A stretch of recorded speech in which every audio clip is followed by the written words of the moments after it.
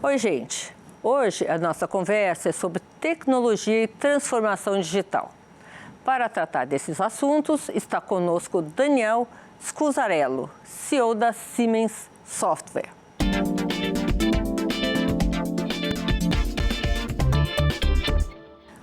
Boa noite. Daniel, bem-vindo ao Show Business. Obrigado. Obrigada pelo seu tempo, obrigada por estar aqui. Eu quero saber uma coisa simples, Daniel. A inteligência artificial faz parte do espectro tecnologia? Tem muita gente que lida com a inteligência artificial como se fosse uma coisa à parte da tecnologia. Explica pra gente por que isso?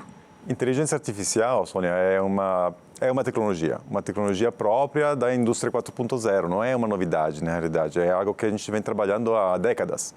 E hoje, com o advento da democratização da tecnologia da inteligência artificial, o pessoal acha que é uma entidade, como a gente... É exatamente, uma entidade. A inteligência artificial disse isso. Mas a gente tem que continuar entendendo que ela faz parte de um espectro tecnológico que cada vez que ela aprende com dados que a gente propõe para ela, cada vez mais ela vai se refinando. Mas ela é sim uma tecnologia muito boa, por sinal, e nós temos que aprender a utilizar ela da melhor forma. Por que as pessoas têm medo da inteligência artificial, que vai tirar os empregos, que vai acabar com a autonomia do ser humano?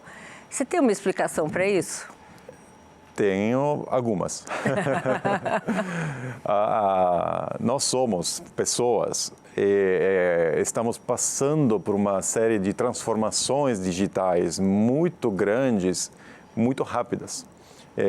Tem vários estudos que mostram que a gente não tem tempo de absorver, de fato, o impacto que essas transformações trazem, realmente fazem na nossa vida no dia a dia.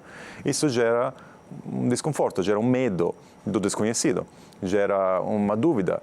E, de fato, quando a gente entende que inteligência artificial, junto com outras tecnologias de Big Data, Machine Learning, assim por diante, próprias da indústria 4.0, por exemplo, no âmbito industrial, e também aplicados no âmbito pessoal, isso gera muitas inseguranças, porque empregos estão virando obsoletos. Da mesma forma, quando a gente entrou com a automação industrial, muitos operadores industriais não precisavam mais, que a gente tem robótica. Fala-se que os empregos do futuro são desconhecidos, né? Certeza. Sei lá, 50% dos empregos que nós vamos ter daqui 15 anos são ainda uma incógnita. Com certeza. Você concorda com isso? Concordo. Eu tenho 2 filhos pequenos de 7 e 9 anos. Eu me faço essa pergunta todos os dias, né? O que a gente vai fazer? Como é que a gente pode preparar eles para o mundo que a gente não conhece lá na frente? E como é que a gente pode preparar eles? Nós em casa estamos preparando eles com capacitações próprias do ser humano. Então, colaboração, empatia, olhar um para o outro, contato com a natureza, são coisas que, claramente, junto com uma preparação mais lógica, em contato com informática e línguas, assim por diante, nós estamos apostando que isso seja um caminho saudável, porque se mais do que um conhecimento prático, saber escrever em cursivo com 5 anos de idade, eu quero que meus filhos sejam resilientes. Há mudanças, porque essas mudanças, essa volatilidade que nós passamos nos últimos anos... Vai se acelerar. Vai só se acelerar. Eu sempre falo nas minhas palestras, hoje é o dia mais lento da sua vida. Vai só ficar mais rápido. Então, é melhor a gente segurar o barco para não entrar no mar e tentar navegar essa velocidade, essa aceleração com fluidez, olhando um para o outro, como seres humanos, e se aproveitando da tecnologia da melhor forma. Daniel, uma coisa curiosa. Você dirige uma empresa de tecnologia, né? Especializada em tecnologia. Sim. E você está me dizendo que as habilidades cognitivas do ser humano é que serão valorizadas. Com certeza. Me explica. Tecnologia, transformações digitais, como a gente trabalha na Siemens Software, nascem por pessoas e são feitas para pessoas. Então, quando a gente entende, por exemplo, uma transformação radical de uma uma fábrica, de um processo, de uma empresa, nossa cliente ou a própria Siemens, nós precisamos necessariamente olhar para o benefício, que vai se beneficiar dessa transformação, que sim, os stakeholders, mas principalmente o cliente, os clientes dessa empresa. Então, essas são pessoas. Então, pessoas hoje são pilares fundamentais para se sustentar uma transformação digital bem feita. Ela só tem que se preparar de uma maneira diferente. O change management, que a gente chama, a mudança de pensamento, que é uma mudança filosófica quase, é necessária, é fundamental para um êxito em uma transformação digital. Trabalhando justamente a ansiedade, meu emprego pode ser colocado em risco, ajudando essas pessoas a se requalificar para continuar sendo atuais dentro de um contexto, porque para cada emprego que digitalização rende obsoleto, hoje temos 2,5 que a gente não tem pessoas. Então não é que a gente está criando uma escassez, de empregos, temos que colocar salário mínimo garantido para todo mundo, que eu sinceramente não acho que é uma boa ideia.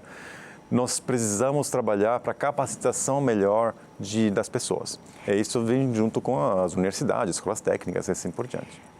Vamos falar então do caso da Siemens Software.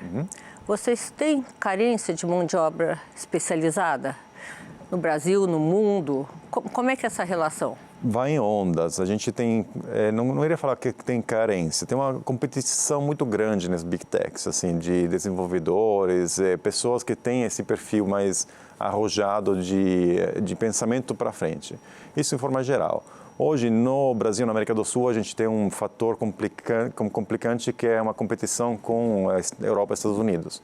Então, eu tenho uma concorrência quase desleal, porque se a pessoa vai começar a ganhar em dólares morando aqui, eu não tenho nem como trazê-la, né? Como chegar perto de uma oferta dessa. É só desejar boa sorte e torcer para o melhor. Mas nós temos uma consciência nisso. Trabalhamos muito forte com universidades, escolas técnicas, escolas profissionalizantes. Então, assim, às vezes parece que a gente está enxugando o gelo, porque é muita demanda e sempre pode fazer mais. Mas eu acho que a indústria, como tal, tem sua responsabilidade. Não pode simplesmente apontar para alguém e falar: o Ministério da Educação deveria fazer alguma coisa. Tudo bem, mas o que você está fazendo para não só influenciar o currículo do MEC, por exemplo, para ele ser mais moderno, mais atrativo para as pessoas, mas também ajudar as pessoas para se requalificarem e talvez, muito provavelmente, começar a ter uma renda melhor, uma qualidade de vida melhor, porque isso é digitalização. Digitalização tem que ser para todos, tem que ser inclusivo. Não pode ser digitalização para eu maximizar meu lucro final da empresa, acionista e tchau. Não, temos uma responsabilidade do todo. E na América do Sul ainda mais, porque o disparo, a diferença entre classes sociais é muito grande. Então, se eu consigo trabalhar com uma ONG que me treina milhares de jovens da periferia para eles começarem a trabalhar em um programa de desenvolvimento de low-code, por exemplo, eu estou fazendo o meu papel. Tem gente de fora querendo vir para cá? Ter uma experiência num país? Que bom! Como é que você escolheu? Então, eu me chamo de imigrados de amor, na realidade, porque eu estou aqui, eu encontrei minha esposa na Itália, os dois de férias, em 2008. E aí, depois de 2 anos de namoro à distância, eu morava na Suécia, ela mora aqui, da brasileira, e aí mudei para cá. Então, eu mudei por causa de amor, mas me apaixonei com o Brasil também. E eu sempre falo, eu mudei da Suécia para cá. Aí nos primeiros anos o pessoal falava: como assim, você deixou a Suécia, esse país perfeito para o Brasil, todos esses problemas, segurança. Eu sempre falo, a grama é mais verde onde você rega ela. Eu estou regando o meu jardim aqui. É muito boa essa frase. Gente, vocês ouviram? A grama é mais verde onde a gente rega ela. O que o Brasil precisa fazer para regar melhor o ramo de tecnologia? Excelente pergunta, Sônia. O Brasil, ele precisa de um pouco de coragem. No sentido, especialmente quando a gente olha para a indústria, assim, né? Desculpas a gente sempre vai achar. mudou o governo, tem crise na safra, está chovendo, não está chovendo. Desculpas a gente sempre vai achar e sempre são válidas. Eu sou otimista por natureza. Às vezes me sinto quase utópico, mas eu vejo que o Brasil tem um potencial de crescer, de se destacar no mercado global muito grande. Hoje a gente está vendo com esta globalização que a gente chama, ou seja, uma mudança de foco dos países do hemisfério norte para outros países que não seja a Ásia, que está beneficiando o Brasil, no sentido de exportação de serviços de alta qualidade. Ou seja, nós temos vários clientes que montaram aqui, por exemplo, um centro de pesquisa e desenvolvimento para projetos no exterior. Por quê? Porque o real está relativamente barato, o conhecimento, a engenharia, a excelência brasileira é muito boa. As universidades, as escolas que estão aqui estão excelentes. E é isso que está começando a destacar o Brasil frente ao que era. Acredito, eu faço. Agora, o medo será que colocou investimento, será que colocou dinheiro na minha empresa quando a gente tem problema de disponibilidade de crédito, quando a gente tem renda fixa extremamente alta, então esse investidor internacional... Se retrai. Não se retrai. Tem uma escolha, se eu posso ganhar 1% ao mês sem risco, ou posso talvez ganhar 15% colocando em uma empresa, são perguntas que se fazem. Então, assim, o Brasil precisa acelerar isso, precisa garantir que nossa entrega seja maior dentro do contexto. Existe um consenso, Daniel, que o Brasil é a bola da vez, né? Nós podemos ser a economia verde mais potente do globo. Perfeito. Não há dúvida, tomara que não desperdiçamos essa oportunidade. Verdade. Me diz uma coisa, tecnologia, como é que entra nessa área de meio ambiente, de preservação, de sustentabilidade? Tecnologia e software, especialmente, são almas, são pilares fundamentais para a ESG se realizar. Para a gente sair do papel e realmente realizar um ESG. Então, estava tendo uma conversa com o meu CEO global algumas semanas atrás, onde nós discutimos, por exemplo, campos de petróleo. Não é necessariamente alguma coisa que a gente entenda que seja extremamente verde. Só que se a gente trabalhar a tecnologia própria de digitalização, por exemplo, nós podemos ajudar essas empresas de exploração a ser muito mais eficientes. Então, eu não vejo... Poluir menos. Poluir menos, exatamente. A ter esse impacto menor ao meio ambiente. Você tem algum exemplo disso? Por exemplo, temos vários. Prático? Temos vários exemplos, não sei se eu posso falar esses exemplos aqui. Mas tem um exemplo, por exemplo, de várias empresas no ramo de processo que, com tecnologia digital, conseguiram, por exemplo, diminuir o consumo de energia de 2%, 3%, 4%. Isso não são milhões, não só são milhões de dólares que a empresa deixa de gastar, isso tem um impacto direto com a emissão do CO2. Então, isso faz totalmente parte ao sistema, à mentalidade de ESG, ou seja, temos que olhar para tudo. Claro, podemos fazer compensação de carbono, podemos fazer várias coisas para minimizar ou cortar essa grama que está muito alta. Mas quando a gente começa a trabalhar esses indicadores, consumo de energia, eficiência, trabalhar toda a cadeia, tirar silos de desenvolvimento e produção, a gente consegue entender onde estão os gargalos e trabalhar exatamente... E esse é um caminho irreversível, né? Irreversível. Daniel, assim, acho que já existe uma consciência sobre esse caminho. ESG, se a gente abre a denominação, a partir do meio ambiente, governança e sustentabilidade, são todos tópicos que cada vez mais, não só nossos clientes começam a pedir, que antigamente, quando a gente falava, tinha uma interação com o cliente, um contrato grande, a busca era para a eficiência. Eu preciso fazer mais com menos, eu preciso ganhar uma eficiência na minha produção, na minha cadeia produtiva.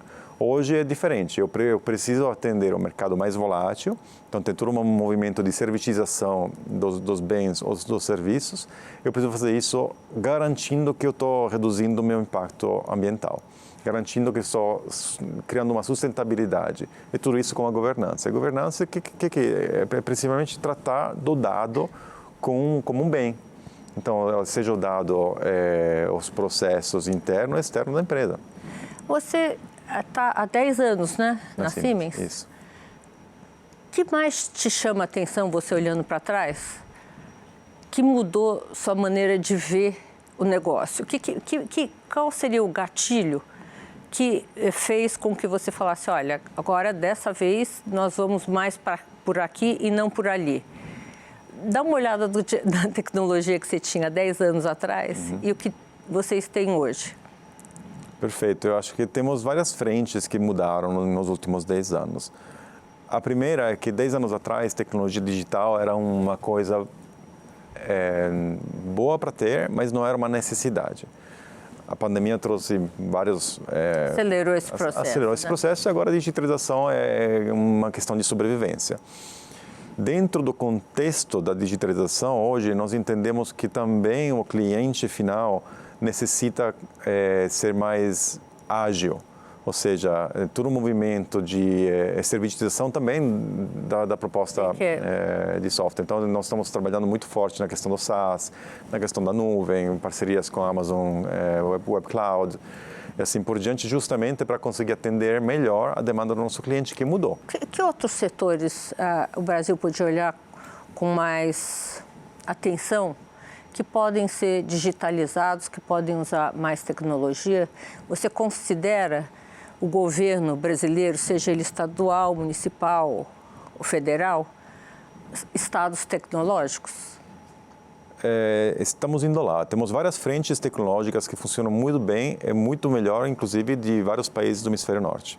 O acesso, a facilitação do poupa-tempo digital, gov.br. O Pix é uma revolução, né? O Pix é um orgulho brasileiro, que inclusive é um produto inventado pelo Banco Central brasileiro. Exatamente, com muito orgulho, muito reconhecimento. E então temos várias coisas, várias frentes que o Brasil tem que se orgulhar, aquela coragem, aquele bater no peito e falar, não, eu sei fazer, se fazer bem, eu posso ser uma referência global desse assunto. Exatamente. Se a gente... O sistema financeiro brasileiro é uma referência global hoje, porque você nos Estados Unidos você não faz Pix. Não. Na Europa você não faz Pix. Tem várias. Por que o sistema financeiro brasileiro avançou tanto nesse mundo global, sendo um país em desenvolvimento? Justamente para ter uma exposição digital muito forte, o Brasil é um dos países que mais tem conectividade. A média de celulares, smartphones por capita é muito alta. Então, o pessoal está conectado. Utiliza as ferramentas digitais no dia a dia, as pessoas físicas. A questão econômica do Brasil é um paradigma, porque assim, a gente tem vários sistemas ultramodernos e um sistema tributário, por exemplo, extremamente obsoleto. Obsoleto, é impressionante. É impressionante. Então, assim, é aquela questão dos interesses públicos e privados em fazer ou não fazer as coisas. Então, a gente vai, de novo, como otimista, eu vejo um avanço, vejo um progresso todo ano. Se eu comparo o Brasil de 2010 com o Brasil de 2023, eu vejo muita coisa boa acontecendo, o que aconteceu. Eu tenho uma projeção positiva para o futuro. Tecnologias pessoais, para mim, são ferramentas. É como a gente tem uma caixa de ferramentas para ser a melhor versão de nós mesmos, né? Então, estávamos falando de respiração. Respiração. Meditação, yoga, são todas formas da gente olhar um pouco para dentro e entender que tem muito mais do que acordar de manhã, pagar boleto e dormir. A vida proporciona muito mais. E hoje a minha missão pessoal é trazer consciência à liderança, às lideranças corporativas, porque hoje... Isso é uma coisa da Siemens, é sua particular? A Siemens claramente não é contra, porque assim, nós trazemos resultados. Isso para dentro, né? Eu, pessoalmente, venho trabalhando isso há uma década, mais ou menos, comigo mesmo, né? Justamente para tentar entender como é que eu posso ser melhor, não só melhor profissional, melhor CEO, mas também o melhor pai, melhor marido, melhor pessoa. Tudo isso é uma forma de facetar a sua vida, é tentar entender que a vida não é só uma coisa. Para fazer isso, tem que ter empresa necessita. Como é que você descobriu que a respiração é uma coisa essencial a ser desenvolvida para você lidar com a sua própria vida melhor? A respiração é uma das ferramentas que eu descobri há pouco menos que um ano, justamente porque tentando, assim, explorando várias formas, desde Quantum Flow, meditação, banho gelado, Wim Hof, assim por diante, respiração sempre me chamou a atenção. Respiração profunda, aí a gente pode entrar na ciência da respiração, é algo que pode criar realmente um espaço entre o que acontece ao nosso redor e a nossa ação. Ou seja, essa aqui é inteligência emocional. E quando a gente respira... E não é artificial. E não é artificial. E quando a gente respira de verdade, quando a gente trabalha o nosso interior, que coloca um espelho de verdade, a gente entende que nosso papel é muito maior do que a gente acha. Especialmente se a gente está em um lugar de liderança. As pessoas teriam que separar quanto tempo do seu dia para praticar alguma linha de prática respiratória para poder se dar melhor consigo mesmo?